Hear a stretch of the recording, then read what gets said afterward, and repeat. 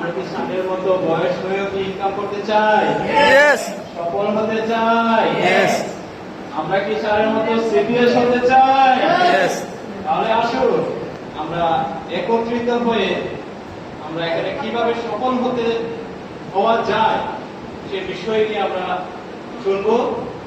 তো এই বিষয় নিয়ে আমরা নিজেকে প্রশ্ন করব যে একটা মুরব্বী চাকরির পাশাপাশি সে পার্ট টাইম করে যে এখানে একটা পদ মর্যাদা যাকে যে উনি এখন বাসায় বসে কি তার নাতিপুতি নিয়ে খেলার বয়স, যে রিটায়ার্ড কিন্তু সে এখন স্ট্রং, আমাদের সম্মুখে সে আমরা যখন যেখানেই রাখি সেখানে সে উপস্থিত হয়। কিন্তু এখন আমরা যারা ইয়ং আছি আমরা যদি বলি ভাই আসেন আপনার সাথে একটু কথা বলি, সে কি করে অজুহাতের শেষ নেই। কি আছে? অজুহাত আছে।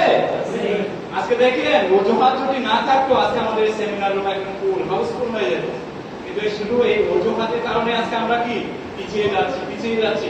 শুধু আমরা আমাদের কপালকে দোষ দিচ্ছি। কপালে দোষ না, আমার নিজের দোষ। কিন্তু সৃষ্টিকর্তা কিন্তু আপনাকে দিয়ে দিয়েছে, কিন্তু আমরা সেটা